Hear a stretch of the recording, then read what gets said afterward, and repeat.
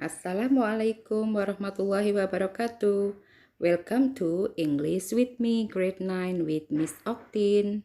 Pada video kali ini, kita akan belajar materi generic structure, language feature, dan moral value pada naratif teks cerita Sangkuriang. Miss Oktin, ulangi lagi ya. Apa itu generic structure pada naratif teks? Ada 3, yaitu orientation, introducing character, and telling the setting, mengenalkan tokoh dan tempat atau waktu. Complication, it tells the problems of the story and how the characters solve them, menceritakan masalah-masalah dan bagaimana para tokoh menyelesaikannya. Dan resolution, it tells the ending of the story, menceritakan akhir cerita. Baiklah, kita bahas generic structure pada cerita Sangkuriang. Orientation bisa kita temukan pada paragraf pertama dalam sebuah cerita, meliputi introducing characters. Pada paragraf pertama disebutkan tokoh-tokohnya seperti Dayang Sumbi as a princess, Tumang as a Dayang Sumbi's husband, Sangkuriang the son. Jadi ada 3 karakter di paragraf pertama. Kemudian telling the setting. Ada one day, setting of the time, dan ada in the woods, setting of place.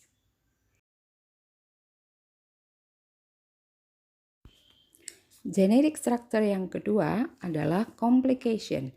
Pada cerita Sangkuriang, complication ada pada paragraf kedua, 3, dan 4, di mana pada paragraf-paragraf tersebut menceritakan masalah-masalah yang dialami oleh Dayang Sumbi dan Sangkuriang dan bagaimana akhirnya mereka menyelesaikan masalahnya.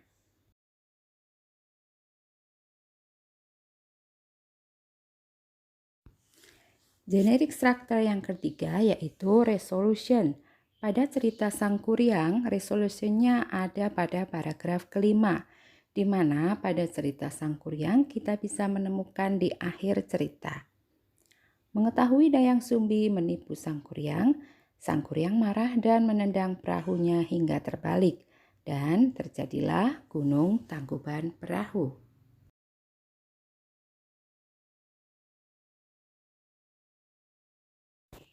Sekarang kita bahas language feature atau unsur kebahasaan dalam naratif teks, yaitu simple past tense menggunakan kalimat lampau seperti was, lived, went.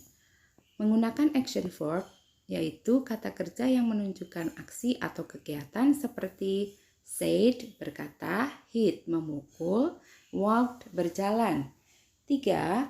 Adverb of time and time conjunction, menggunakan keterangan waktu dan kata penghubung waktu seperti once upon a time atau one day pada suatu hari, next atau then, kemudian, finally, akhirnya.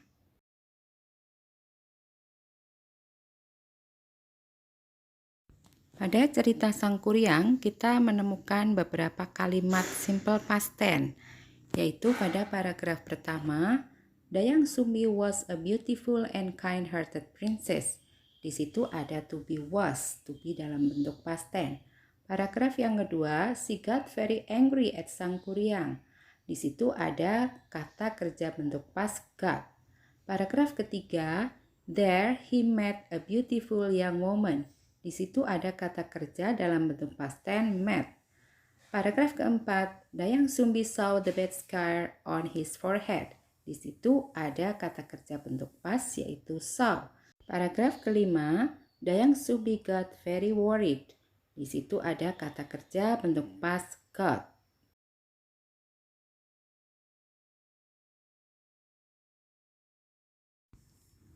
Language feature selanjutnya adalah action verb.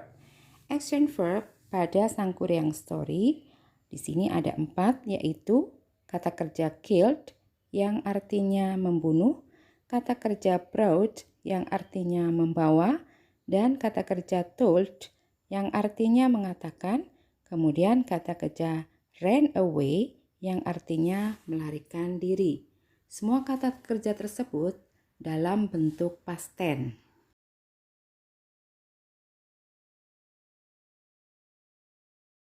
Selanjutnya, language feature pada narrative text adalah adverb of time and time conjunction.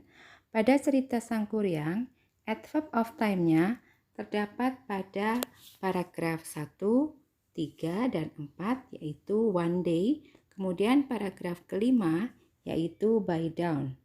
Sedangkan time conjunction kita temukan pada paragraf pertama, yaitu as, whenever, as artinya pada, whenever artinya kemanapun, paragraf kedua yaitu when, kapan, dan so, jadi, dan paragraf yang kelima, then, kemudian, so that, kemudian.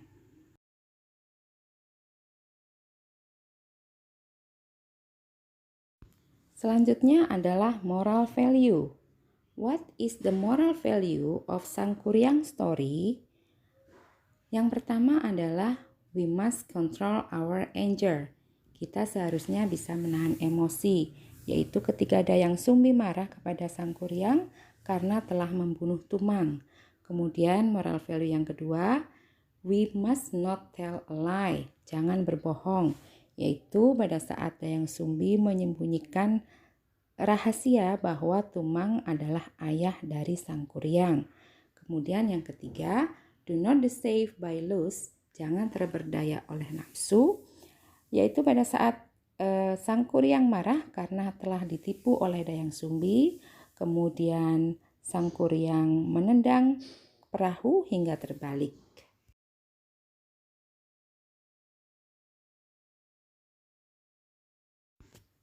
Nah, setelah kalian menyimak penjelasan cerita Sangkuriang dari Miss Oktin tadi, nanti kalian mengerjakan tugas. Tugasnya adalah menerjemahkan cerita Bawang Merah and Bawang Putih. Nanti ceritanya akan Miss Oktin share ya.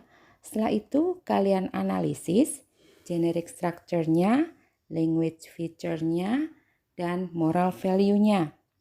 Dibuat analisis seperti tadi Miss Oktin menganalisis tentang cerita Sangkuriang.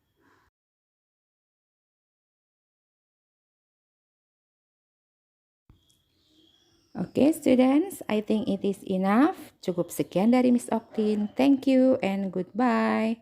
Wassalamualaikum warahmatullahi wabarakatuh.